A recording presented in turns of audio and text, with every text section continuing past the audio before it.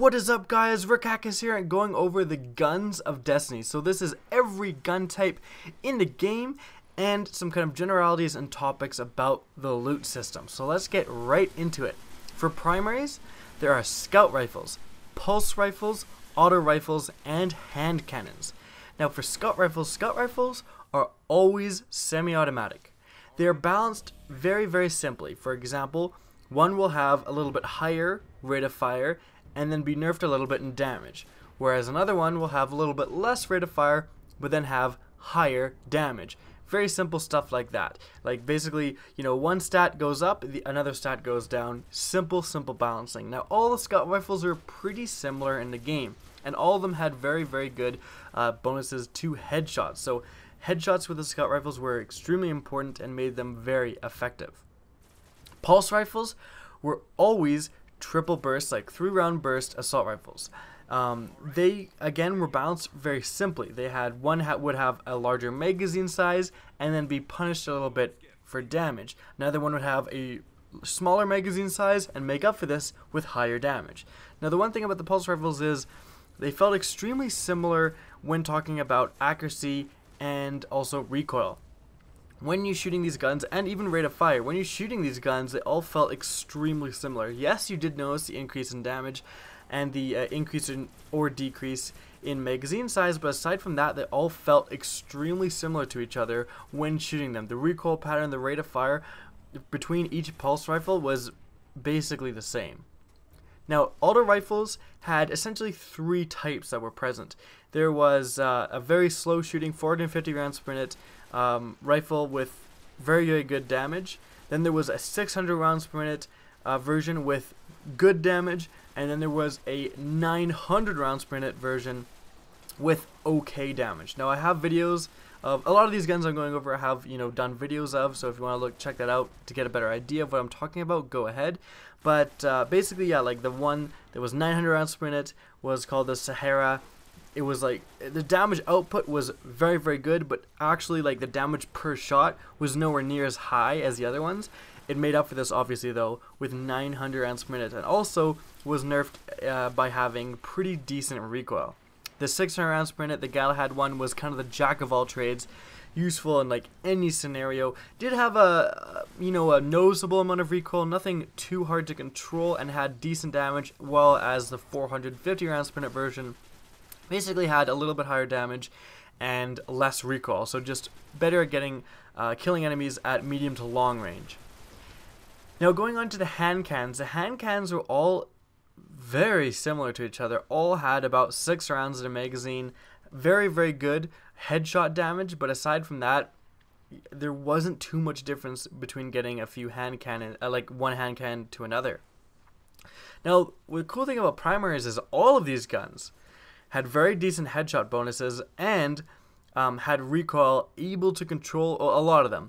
So a really neat aspect of the game was that you were actively looking for versions of these guns with optics. You would want a scout rifle that came with a red dot sight. You would want an auto rifle that came with a holographic sight. You would really actively look for guns with good optics, because that really made acquiring targets and getting headshots, which again had very decent bonuses, much more efficient and effective. So that was a really neat aspect of the game where I found myself kind of, even if a gun did slightly less damage but had a better optic, I would actually pick that over the one with just better stats, which was a really neat aspect of the game that is not present in a lot of other loot-based first-person shooters, aka Borderlands. Now for special, we have the shotgun, sniper, and fusion rifle. So the shotguns are all very similar to each other. They all were pump-action shotguns with slight, one would have 5 rounds before you had to start reloading it, another would have 6. And very slight differences in rate of fire as well, and of course damage differences, but it was all very slight. Picking up one shotgun and then picking up the other, you basically wouldn't really notice the difference. Now snipers, again, they had different magazine sizes, different damages, different rate of fires, but these were all decently similar to each other, considering most of them killed in one headshot on basic enemies.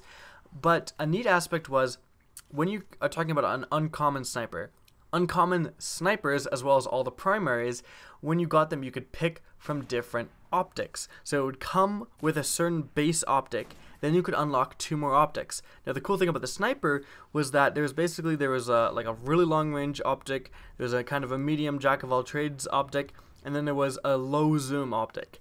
And snipers came randomly with one of these. So you'd find a sniper and it would originally have the long range optic, and you'd have to unlock the other 2 to switch between them, or you'd find one with a low zoom optic and you'd unlock the medium and long range later. So that was kind of cool, like finding one with the optic that you wanted for the scenarios that you were in was a neat aspect, especially when you could then upgrade further to unlock the different optics to kind of just make it, you know, whatever you need in that scenario. You can put on a really long range sight if you need one, go down to a low zoom sight if you're in close quarters.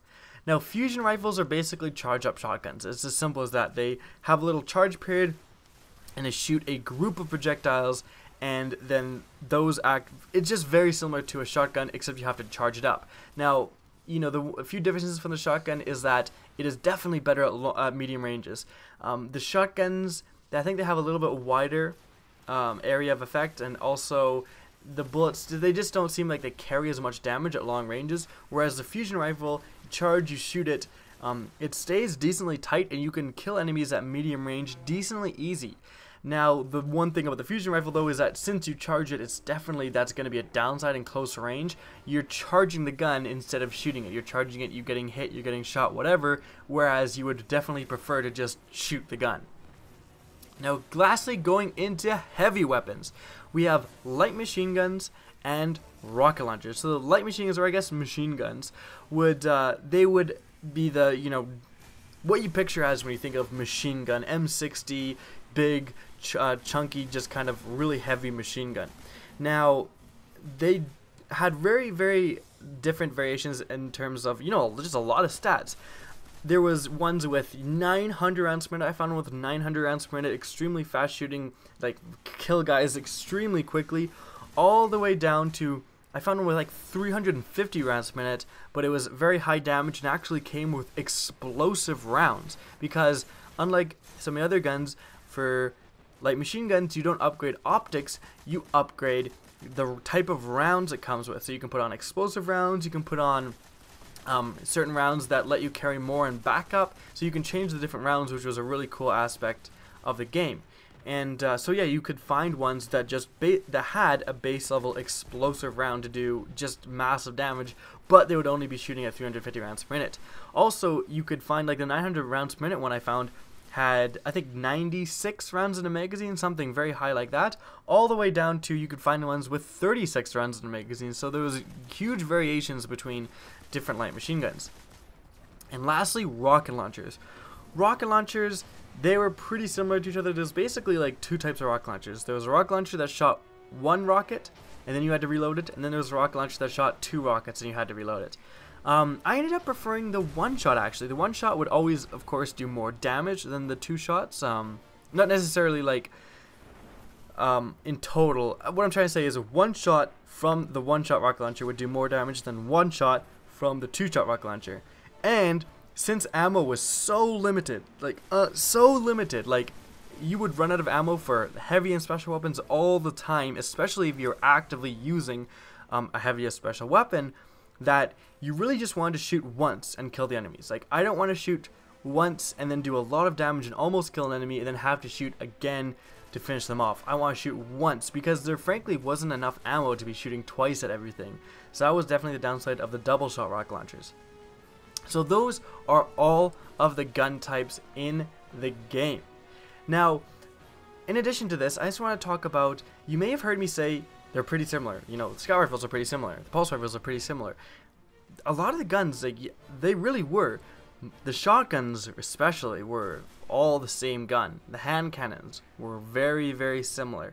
And I just don't want, you know, I brought up this earlier that I don't want a game to be nerf itself in single player just because of the multiplayer. And my main point before was damage. Like, I don't want a gun that I find in single player that does, let's say, 500 damage to do 500 damage in multiplayer. They should have two different gun systems where a gun, is a little bit nerfed, automatically nerfed in multiplayer, so it won't be crazy overpowered.